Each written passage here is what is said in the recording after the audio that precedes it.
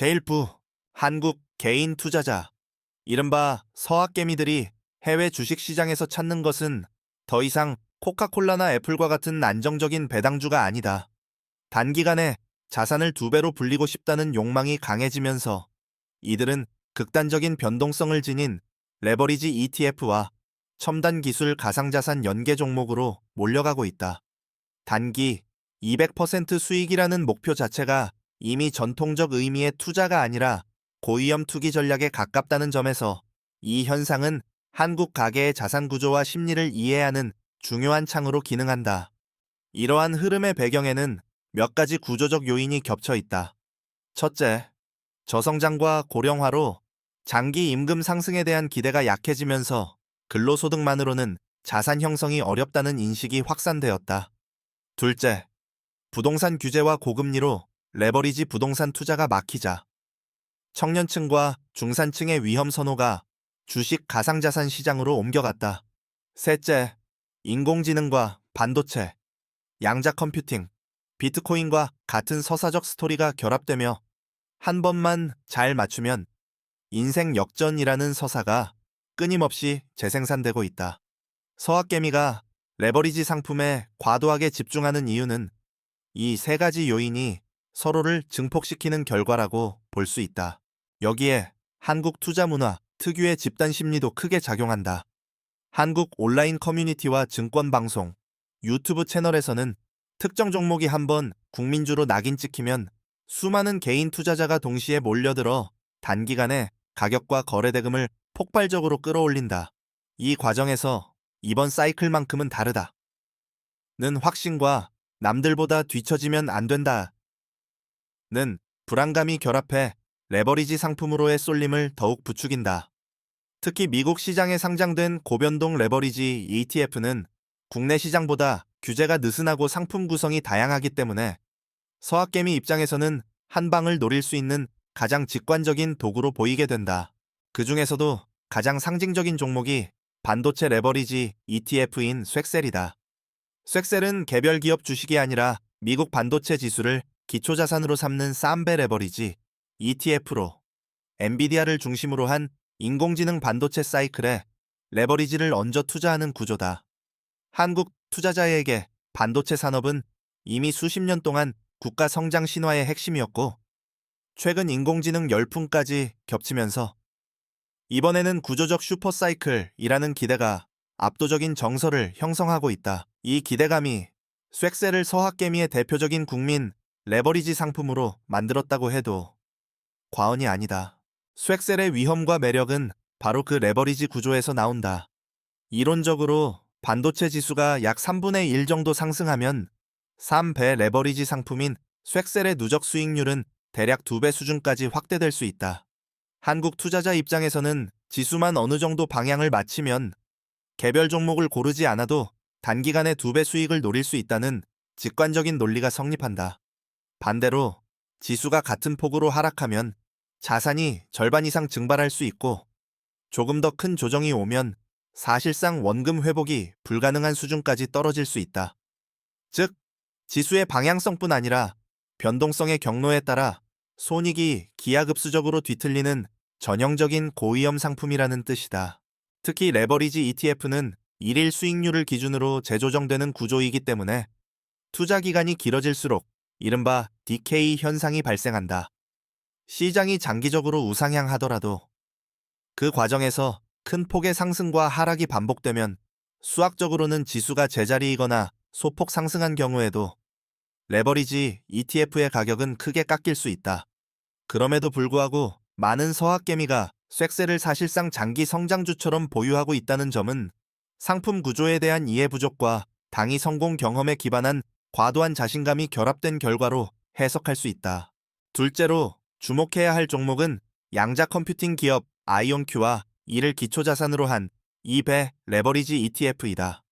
아이온큐는 아직 매출과 이익이 안정적으로 창출되는 단계와는 거리가 멀지만 양자 컴퓨팅 기술이 상용화되는 순간 폭발적인 가치 재평가가 가능하다는 스토리로 시장의 관심을 끌고 있다.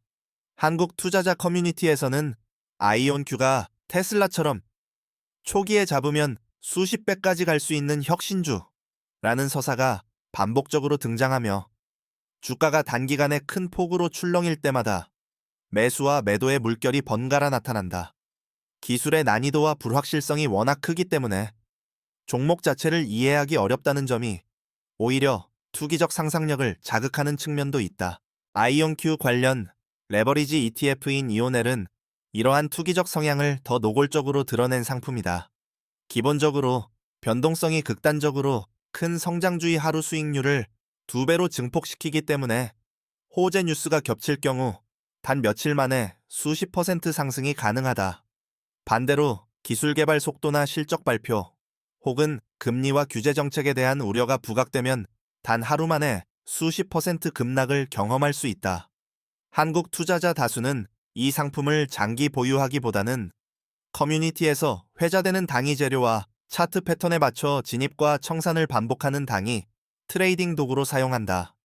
이 경우 사실상 기업의 본질 가치보다는 이야기와 분위기가 가격 형성의 핵심 변수가 된다. 경제학적 관점에서 볼 때 아이온큐와 같은 초고위험 성장주에 이 배 레버리지를 얹어 투자하는 행태는 옵션 매수와 비슷한 성격을 띈다. 투자자는 소액으로 매우 큰 수익을 노리지만 그 대가로 원금 대부분을 잃을 수 있는 꼬리 위험을 감수한다. 이런 전략이 한국에서 유독 유행하는 이유는 기대 수명은 늘어나는 반면 사회 이동성과 중산층 재생산 가능성에 대한 신뢰가 약해졌기 때문이다. 다시 말해, 꾸준히 벌어 천천히 모으는 방식으로는 인생을 바꾸기 어렵다. 는 공유된 인식이 있어야만 이렇게 극단적인 위험을 감수하는 전략이 대중적 지지를 얻을 수 있다. 셋째로, 비트코인의 대리 투자 수단으로 활용되는 마이크로 스트래티지와 그 레버리지 ITF도 서학개미의 강한 관심을 받고 있다. 마이크로 스트래티지는 본업이 소프트웨어 기업이지만 사실상 대규모 비트코인을 보유한 상장사라는 점에서 비트코인 상장 지수 기업에 가깝다.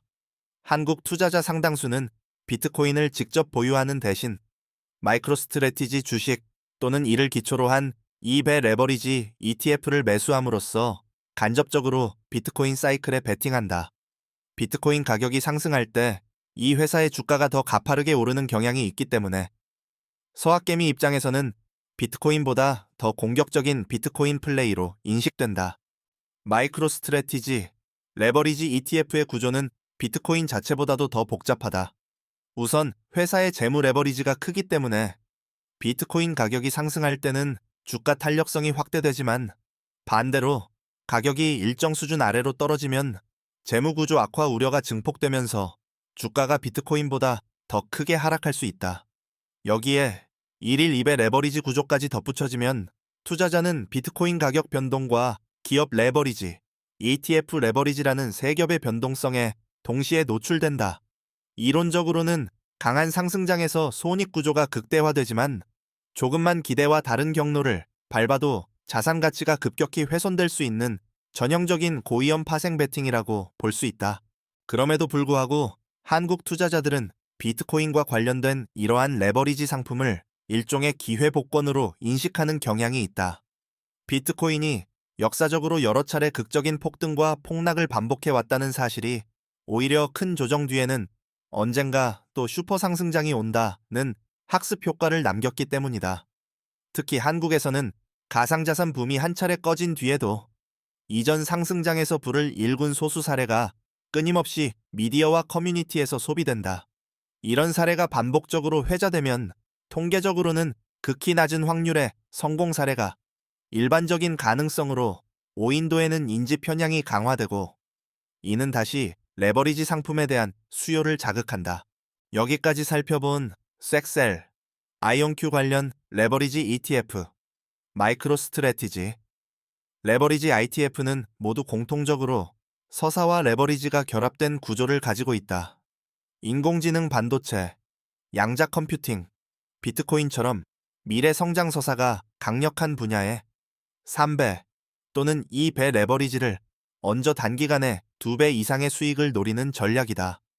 경제학적으로 보면 이는 위험 조정 수익률을 고려한 합리적 투자라기보다 제한된 자본으로 최대한 높은 기대값을 가진 복권을 사려는 행태에 가깝다. 특히 소득과 자산의 불평등이 심화되는 사회에서는 이러한 복권형 투자가 일종의 심리적 탈출구 역할을 하기도 한다는 점에서 단순히 투자자 개인의 무모함으로만 치부하기 어렵다. 이어지는 글에서는 또 다른 서학개미 인기 종목인 데이터 분석 기업 팔란티어와 나스닥 100 지수 삼베 레버리지 ETF를 살펴보고 레버리지 상품 전반에 내재한 구조적 위험과 한국 가계 자산 운용에 대한 시사점을 보다 체계적으로 정리해 보겠다. 다음으로 살펴볼 종목은 데이터 분석과 인공지능을 결합한 기업 팔란티어다. 팔란티어는 한국 투자자들 사이에서 이른바 프리미엄 밈주식으로 불리며 단순한 당이 테마주가 아니라 군사 정보 정부 영역에서 독점적인 데이터를 다룬다는 상징성까지 부여받고 있다. TMP 편입과 인공지능 수혜 기대가 겹치면서 이 기업은 이제 본격적인 제도권 성장주라는 서사가 강화되고 이는 한국 투자자의 공격적 매수 심리와 잘 맞물린다. 특히 실적 발표나 정부 계약 뉴스가 나올 때마다 단기간에 주가가 급등 급락을 반복하기 때문에 변동성을 선호하는 서학개미에게는 매력적인 단기 매매 무대로 인식된다. 팔란티어의 특징은 기본 펀더멘털이 완전히 부실한 기업은 아니라는 점이다. 실제로 정부와 공공기관, 방위산업을 중심으로 한 장기 계약이 늘어나고 있고 상업 부문에서도 인공지능 분석 플랫폼을 통해 고객 기반을 확대하고 있다. 그럼에도 불구하고 밸류에이션 측면에서 보면 향후 수년간의 성장 기대를 상당 부분 선반영하고 있는 상태라 일시적인 기대 심리 변화나 금리 수준 변화에도 주가가 크게 흔들릴 수밖에 없다. 한국 투자자들은 이러한 고평가 리스크보다는 성장 스토리가 살아있는 한 조정은 매수 기회라는 인식에 더 무게를 두는 경향이 있다. 경제학적으로 보았을 때 팔란티어에 대한 한국 투자자의 열광은 위험 자산에 대한 선호뿐 아니라 정부와 군사 영역에 깊숙이 들어간 기술 기업은 쉽게 망하지 않는다는 일종의 암묵적 보증 기대와도 관련이 있다. 그러나 정부 군사 계약이 안정적 매출을 의미한다 해도 그것이 곧바로 주가 2배 상승을 정당화하는 것은 아니다. 특히 금리가 높은 구간에서는 멀티플이 수축하면서 성장주의 밸류에이션이 전반적으로 조정되기 쉬운데 레버리지를 활용한 공격적 매수는 이 구간에서 손실을 크게 확대시킬 위험을 안고 있다. 서학개미가 팔란티어를 단기 급등주의 대표격으로 인식하는 이유가 바로 이 지점에서 나오는 양날의 검이다. 팔란티어 사례에서 중요한 교훈은 스토리가 강한 성장주일수록 레버리지 상품이나 집중 투자와 결합했을 때 변동성이 비선형적으로 확대된다는 점이다. 기대가 과열된 국면에서는 50%에서 70%에 이르는 상승이 짧은 기간에 나타날 수 있지만 반대로 실적이나 가이드라인이 시장 기대에 조금만 못 미쳐도 비슷한 폭의 조정이 찾아올 수 있다. 이때 한국 투자자들은 종종 언젠가 다시 그 고점을 회복할 것이라는 확증 편향에 사로잡혀 추가 하락에도 손절을 하지 못하고 평균 단가를 낮추기 위해 물타기를 반복하는 경향을 보인다. 이는 위험 관리라기보다 심리적 자기 위안에 가까운 행동이다. 나스닥 100 지수를 기초자산으로 하는 삼베 레버리지 ETF인 TQQQ는 서학개미의 또 다른 대표 상품이다. TQQQ는 미국을 대표하는 정보기술 플랫폼 기업을 한꺼번에 담을 수 있다는 점에서 미국 기술 패권에 대한 레버리지 베팅이라는 간단하고도 강력한 투자 서사를 제공한다. 한국 투자자 입장에서는 개별 종목을 일일이 고르는 수고 없이 애플, 마이크로소프트, 아마존, 엔비디아 등 대형 기술주의 상승을 3배로 증폭시켜주는 지수형 로또처럼 느껴진다. 특히 미국 주식시장이 강세를 보이는 구간에서는 TQQQ의 과거 수익률이 집중적으로 공유되며 장기 보유만 해도 자산이 몇 배가 될 수 있다는 식의 단순화된 이야기들이 온라인을 통해 확산된다. 하지만 TQQQ의 구조 역시 일일 수익률에 기반해 레버리지를 재조정하는 방식이기 때문에 변동성이 높은 구간에서는 이른바 변동성 침식이 발생한다. 지수가 일정 기간 동안 등락을 반복하며 제자리 걸음을 하더라도 레버리지 ETF의 가격은 점차 깎여나가는 경향이 있다. 이는 당이 방향성에 대한 베팅에는 유리할 수 있지만 장기 보유 전략에는 구조적으로 불리한 특성이다. 그럼에도 불구하고 한국 투자자 상당수는 TQQQ를 일종의 장기 연금 계좌처럼 인식하며 꾸준히 매수해 노후 자산으로 쌓아가는 전략을 구사한다. 겉으로는 레버리지 상품을 활용한 장기 복리 전략처럼 보이지만 상품 구조를 정확히 이해하지 못하면 기대와 전혀 다른 결과를 맞이할 수 있다. 더 큰 문제는 한국 가계의 위험자산 비중이 이미 상당히 높은 상황에서 TQQQ와 같은 3배 레버리지 상품이 사실상 포트폴리오의 중심축 역할을 하고 있다는 점이다.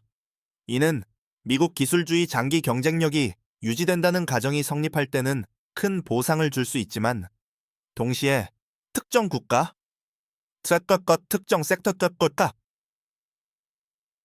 특정 스타일, 성장주에 대한 과도한 집중이라는 위험을 내포한다.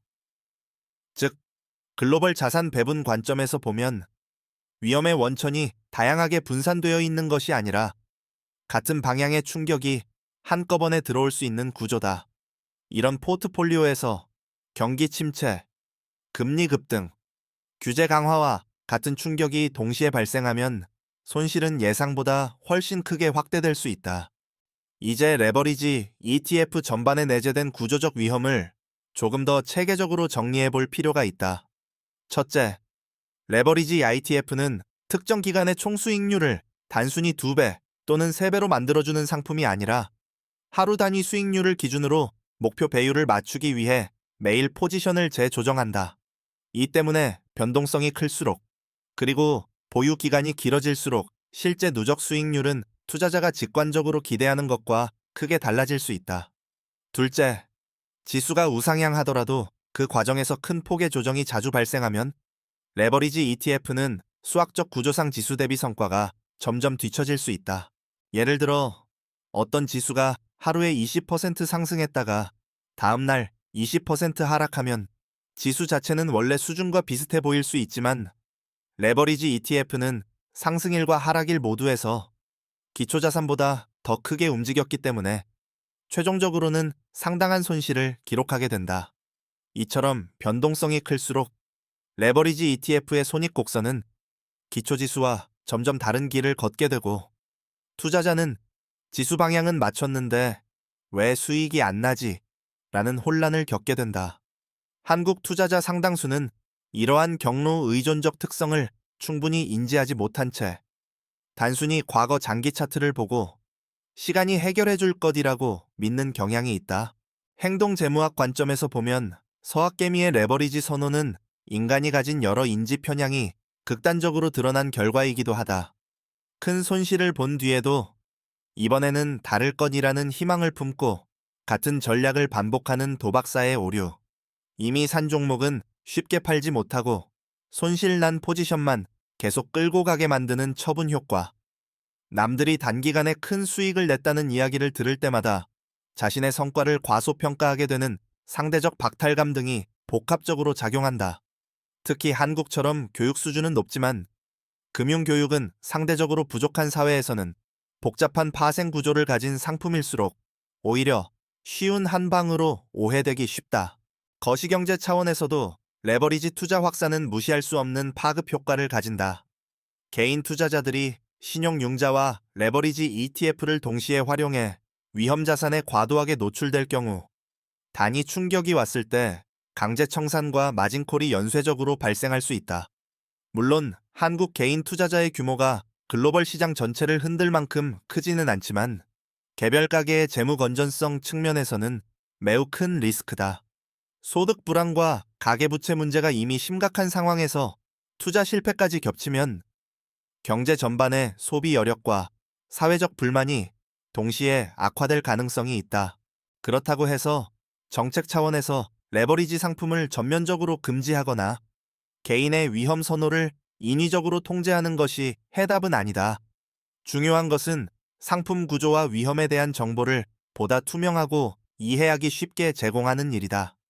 예를 들어 레버리지 ETF 판매 과정에서 장기 보유 시나리오와 변동성에 따른 수익률 왜곡 가능성을 시뮬레이션 형태로 의무 제공하거나 일정 수준 이상의 레버리지 상품에 대해서는 최소한의 적합성 테스트를 강화하는 방식이 있을 수 있다. 이는 투자자의 자유를 제한하기보다 잘못된 정보와 오해에 기반한 선택을 줄이기 위한 최소한의 안전장치에 가깝다. 개인 투자자 입장에서 현실적인 대안은 투자와 투기를 명확히 구분하는 것이다. 단기간에 자산을 2배로 만들고 싶다면 그 순간 이미 전통적인 의미의 장기 투자 궤도에서는 벗어났다는 사실을 인정해야 한다. 이 경우에는 전체 자산 중 일정 비율 이내, 예를 들어 생활과 노후에 영향을 주지 않는 수준의 소액만을 별도의 위험 계정으로 분리해 쇠셀 TQQQ, 마이크로 스트래티지, 레버리지 ETF와 같은 상품에 배분하는 것이 바람직하다. 그리고 이 계정은 잃어도 일상에 지장을 주지 않는 돈이라는 전제 아래에서만 운영해야 한다. 또한 레버리지 상품을 활용하더라도 진입과 청산에 대한 원칙을 미리 정해두는 것이 중요하다. 특정 손실폭에 도달하면 무조건 포지션을 정리한다는 손절 기준, 목표 수익률을 달성하면 욕심을 내려놓고 차익을 확정한다는 청산 기준, 그리고 동일한 전략으로 연속해서 손실을 보았을 때 일정 기간 매매를 중단하는 자기 규율 등이 필요하다. 이는 단순히 기술적 매매 요령이 아니라 인간이 본능적으로 위험을 과소평가하고 손실을 회피하려는 심리를 의식적으로 제어하기 위한 일종의 행동 설계다. 결국 단기간에 2배 수익을 노리는 전략은 경제학적으로 보았을 때 기대 수익률이 아니라 분산과 꼬리 위험을 극단적으로 키우는 선택이다. 한국 서학개미들이 선택한 섹셀, 아이온큐 팔란티어, 마이크로 스트래티지, TQQQ 등은 각기 다른 서사를 가진 것처럼 보이지만 그 이면에는 현재 소득과 자산 구조만으로는 원하는 삶을 만들기 어렵다. 는 집단적 불안과 그래도 한 번쯤은 크게 성공해 보고 싶다. 는 욕망이 공통적으로 자리 잡고 있다. 이 욕망 자체를 비난할 수는 없지만 그 대가로 감수해야 할 위험을 충분히 이해하지 못한 채 베팅에 나서는 것은 개인과 사회 모두에게 큰 비용을 초래할 수 있다. 따라서 한국 가계가 장기적으로 안정적인 자산 형성과 세대 간 이동성을 확보하기 위해서는 레버리지 상품이 제공하는 달콤한 당이 수익 가능성에만 매달리기보다 노동소득과 기본 자산의 꾸준한 성장, 그리고 글로벌 분산 투자와 같은 보다 지루하지만 지속 가능한 전략을 병행할 필요가 있다. 서학개미의 레버리지 투자는 한국 경제의 불균형과 기대 불안이 응축된 거울이다. 이 거울을 통해 우리가 볼 수 있는 것은 단지 위험한 투기 열풍이 아니라 현재 한국 사회의 구조적 한계와 그 속에서 몸부림치는 개인들의 선택이다. 중요한 것은 이 몸부림이 단기적 행운에 그치지 않고 장기적인 경제적 자립으로 이어지도록 제도와 교육, 그리고 개인의 전략이 함께 성숙해가는 일이다.